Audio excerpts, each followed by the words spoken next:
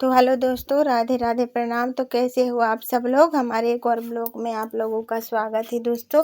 तो हम लोग हमारे गांव से 30-40 किलोमीटर दूर सहीपुरा जा रहे हैं।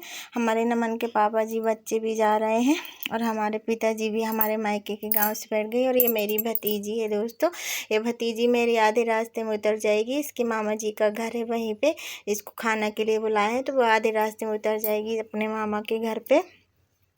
तो दोस्तों ये देखो रास्ते का नज़ारा, बहुत ही सुंदर दृश्य है। बरसात का मौसम है दोस्तों।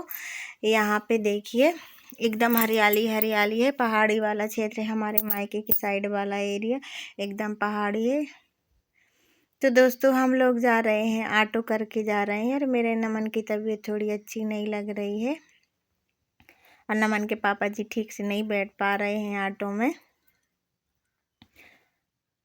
तो दोस्तों हम लोग आज कोर्ट जा रहे हैं हमारे नमन के पापा जी के केस की वजह से। इनकी गवाही होनी है आज और हमारी भी होनी है, क्योंकि जिस आदमी ने जानबूझकर इनका एक्सीडेंट करा है या करवाया है उसको सज़ा तो होनी चाहिए दोस्तों।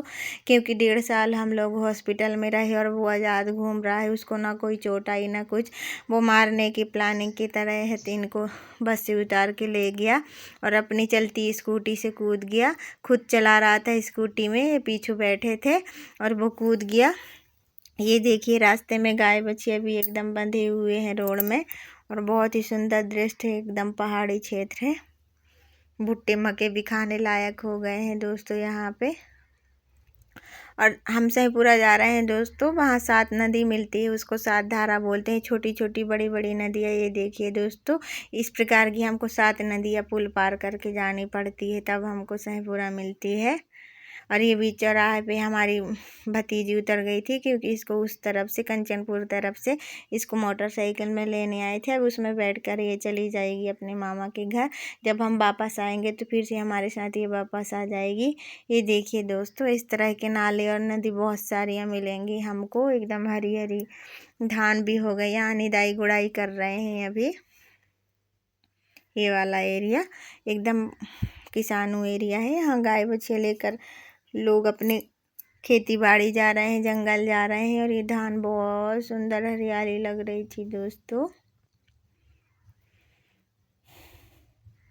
ये देखिए हम लोग पुल पार कर रहे हैं और ऑटो से जा रहे थे। तो नमन के पापा जी के पैर में बहुत दर्द हो रहा था, क्योंकि अगर हम कार करके जाएंगे तो यहाँ पे 2000 लेते हैं कार करने की। और ये बहुत बड़ी स्कूल बनी है नया नया दोस्तों। यहाँ 12वीं क्लास तक पढ़ाई होएगी कनेरी मनेरी की।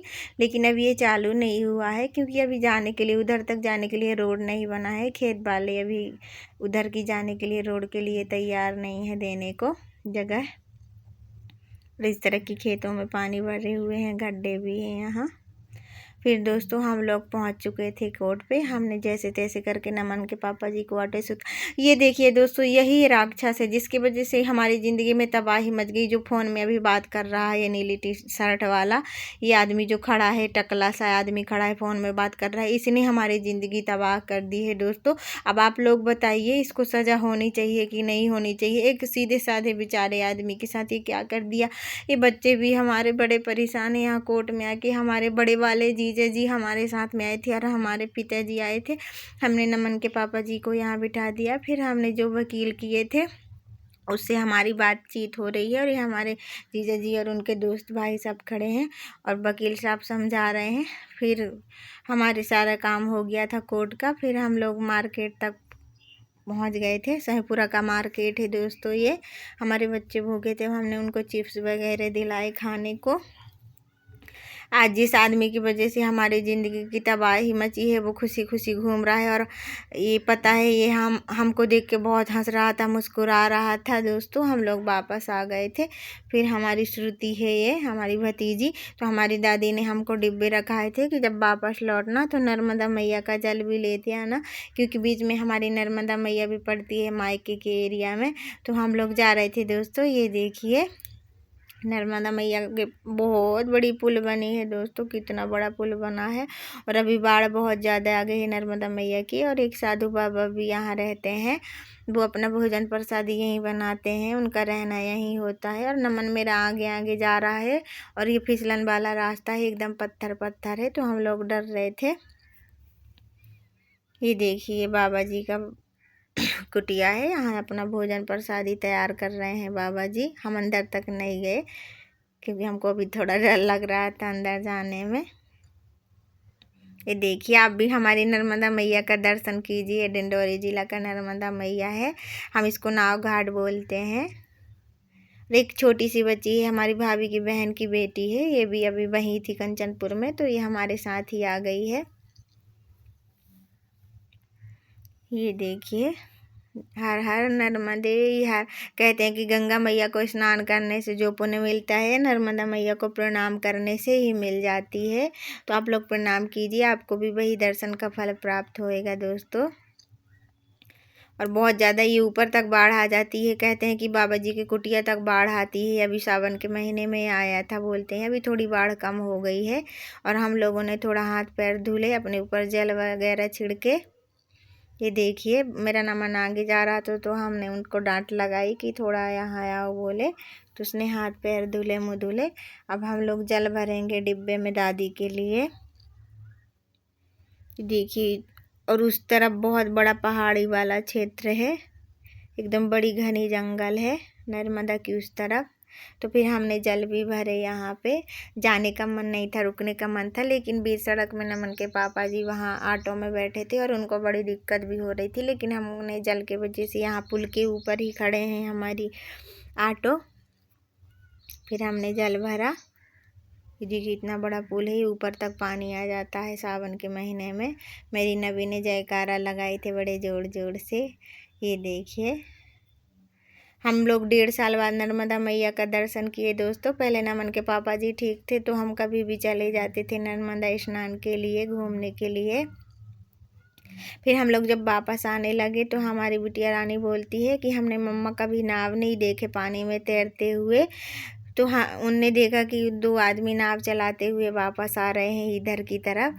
तो उनने आवाज़ दी, दीदी आप लोग वीडियो बना रहे हैं तो हमारा नाव का भी बना लो, हम जल्दी जल्दी आते हैं आप लोगों के पास। उनने हमको आवाज़ दी।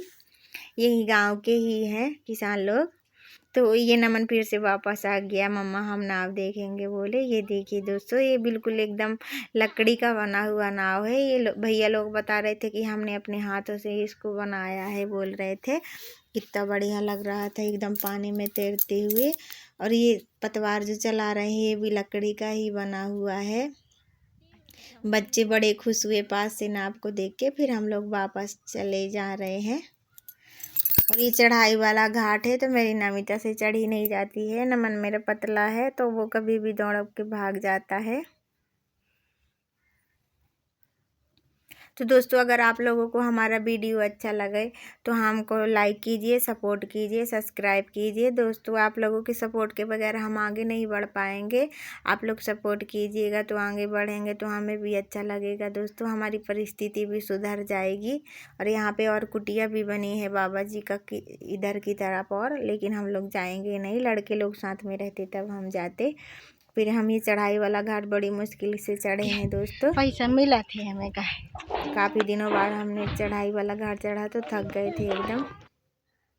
फिर ये किराने का दुकान था। फिर बच्चे बहुत भूखे हो गए थे, मैंने जल्दी जल्दी आके घर पे दाल चावल बनाए। तो ये थोड़ी सी पंजाबी तड़का डाल के बच्चे खा रहे थे, बड़ी टेस्टी। फिर दोस्तों हमारे नमन के पापा जी के लिए हाथ वाला लाठी हमने ऑनलाइन मंगवाए थे, क्योंकि डॉक्टर ने बोला है अभी इनको बाकर में थोड़ा कम चलिए, लाठी में चलिए दोस्तों। तो हमने इसको मंगवाए हैं, 350 का पड़ा है ये देखिए अभी अभी आया था, पार्सल वाला दे के गया है दोस्तों। आप लोग दुआ कीजिए, प्रार्थना कीजिए भगवान से कि हमारे पति जल्दी जल्दी ठीक हो जाए और पहले जैसे सब कुछ ठीक हो जाए। कम से कम ये हमारे साथ उठे बैठे, हमको बहुत अच्छा लगेगा दोस्तों। हमने इतना कष्ट झेला, इतना कष्ट झेला है, बिन माँ के बच्चे को इतनी परेशानी हो गई दोस्तों। ये देखिए हमने इसको मंगवाया, मुझे पता ही नहीं था इसको कम